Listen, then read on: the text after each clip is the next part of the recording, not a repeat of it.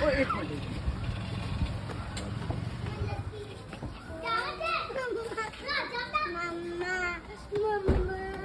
इधर आओ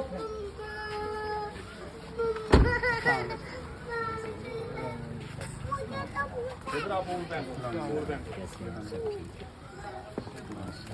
वो आस्था बेटा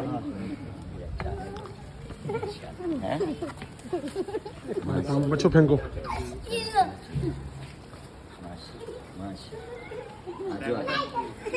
जाओ अभी